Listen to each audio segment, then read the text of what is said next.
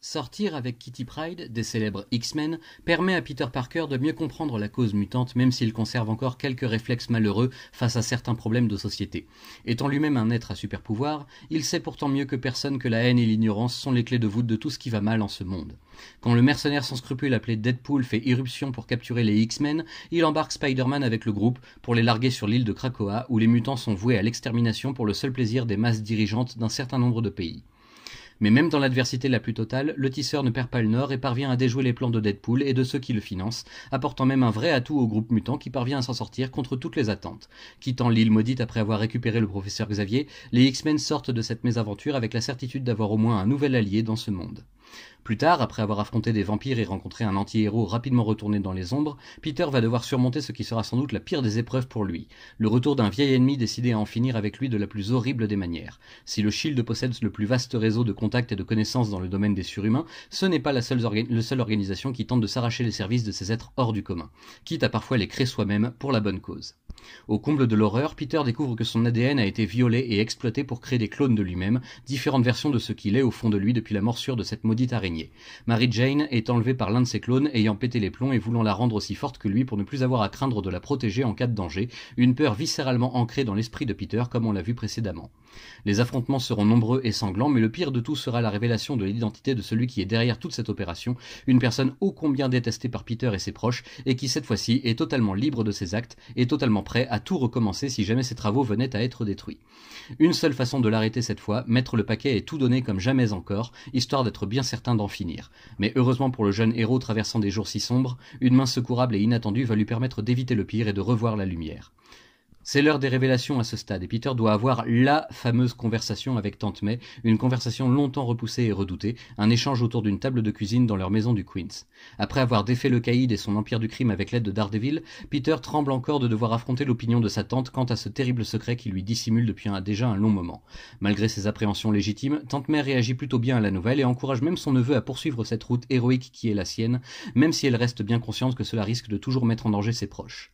Un risque calculé qu'elle est prête à accepter pour la fierté d'avoir un neveu comme Peter Parker, l'incroyable Spider-Man.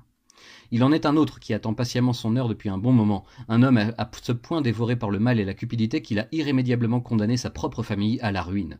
Norman Osborn profite de l'absence de Nick Fury pour s'échapper de la base des Ultimates, où il était retenu prisonnier en toute discrétion, après avoir causé d'importants ravages sur son chemin.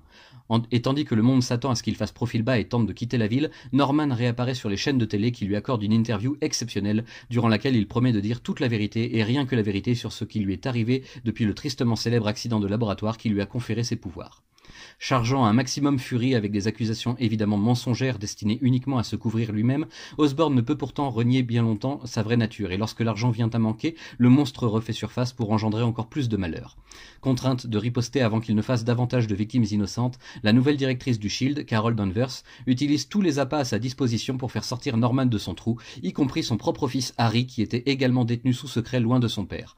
Ivre de rage, Norman tombera dans le piège et se jettera à corps perdu dans un affrontement effroyable avec Harry, à l'issue duquel une horrible tragédie de plus sera à surmonter pour les survivants et les témoins. La malédiction des Osborn frappe encore. Heureusement, Peter peut compter sur ses plus proches amis pour lui faire passer de bonnes journées dès que possible et lui changer les idées. S'il ne sort désormais plus avec Kitty Pryde, il a retrouvé les bras et le cœur de MJ qui accueille avec plaisir ses instants volés comme au premier jour ou presque. Des vilains se mettront toujours en travers de leur chemin, des vies seront toujours menacées et oui, il se pourrait aussi que Spider-Man doive faire amende honorable auprès de personnes qu'il a pu persécuter à tort par le passé, mais il sera toujours soutenu quoi qu'il arrive par un groupe soudé et dévoué ainsi que par sa chère tante. Pour la première fois, il se pourrait bien que le jeune Parker soit véritablement heureux. Et évidemment, c'est à cet instant précis que tout bascule. La première fois, le retour d'Eddie Brock et de la sombre combinaison organique qu'il porte depuis sa disparition il y a des mois manque de faire flancher Peter, qui a quelques soucis à contrôler ses pouvoirs en la présence du parasite. Mais c'est surtout le retour totalement inattendu de Gwen Stacy qui achève le tisseur, persuadée jusque-là comme le reste du monde qu'elle était décédée brutalement par la faute des expériences du Dr Connors. Gwen possède elle aussi un terrible secret dont elle voudrait bien se débarrasser mais qui lui colle à la peau, et il faudra toute la délicatesse possible pour la tirer d'affaire avant qu'il ne soit à nouveau trop tard. Et au moment où les choses pourraient enfin s'arranger et redevenir normales, au moment où chacun commence à accepter le fait que la vie suit son cours et que Gwen est revenue, c'est à ce moment que survient la fin du monde. Le terrible et surpuissant Magneto, mutant tristement connu de l'opinion publique, condamne en effet l'ensemble de l'existence terrestre en déclenchant une véritable apocalypse planétaire à l'aide de ses pouvoirs concentrés comme jamais encore. L'ultimatum, la vengeance divine pour ceux qui ont péché contre lui et sa famille. New York sera ravagée par un tsunami et de terribles catastrophes climatiques se produiront partout dans le monde. Les héros seront en première ligne et pour la première fois, humains et mutants devront faire cause commune pour éviter l'extinction massive des deux espèces dominantes. Coincé dans les ruines de Manhattan, Spider-Man aide son prochain avec la même détermination sans faille, risquant jusqu'à sa vie à de nombreux moments pour sauver celle des autres. Quand la tempête s'arrête enfin et que le jour se lève à nouveau, New York s'apprête à pleurer les héros disparus et un vieil homme solitaire repense soudain à toute l'amertume qui a guidé son existence jusque-là. Le voici enfin, le troisième et tant attendu omnibus de Panini consacré à la série Ultimate Spider-Man de Bendis et Bagley, rejoint ici par Stuart Immonen et d'autres talents à venir pour ce qui restera sans doute comme le plus costaud des enchaînements de catastrophes pour notre pauvre tisseur. Comme toujours, c'est brillant, excellent même, l'humour est omniprésent mais cède le pas quand il le faut à la tragédie et à un ton plus grave et sérieux que ce à quoi nous étions accoutumés jusqu'ici. Il y aura de nombreuses révélations vitales et de nombreux bouleversements, comme on est en droit de s'y attendre pour une série super-héroïque aussi populaire. Certains arcs seront agréables, sans plus, d'autres seront assez touchants, et enfin les autres seront horriblement stressants pour le lecteur comme pour Spider-Man, ballotté en tous sens par la destinée qui s'acharne contre lui. Je ne pensais pas que ce serait le cas, mais au final ce troisième tome est peut-être bien mon préféré de tous ceux parus à date, ne serait-ce que pour le rythme intense qu'il impose et pour tous les changements qu'il apporte dans la vie de Peter Parker. La recette est bien connue maintenant et fonctionne à merveille, au point que Marvel peut se permettre de permuter les artistes le temps de quelques numéros, le lectorat fidèle continue de répondre présent et Bendis vit sans doute sa plus belle vie déjà à l'époque. Sérieusement, je ne sais pas vraiment quoi ajouter à cette review, d'une part parce que je ne veux pas vous gâcher la découverte de certains passages essentiels qu'il faut vivre soi-même dans le confort de ses propres habitudes de lecture, et de deux parce qu'en refermant cet omnibus, je me rends compte que tout ou presque est dit dans le tout dernier chapitre, des mots forts couchés sur le papier par un homme dont on se serait attendu à tout, sauf à ça. Encore une fois, à vous de le découvrir. Je vais vous parler de mes petits points de déception cependant parce que je pense que ça en vaut la peine. Premièrement, les bonus.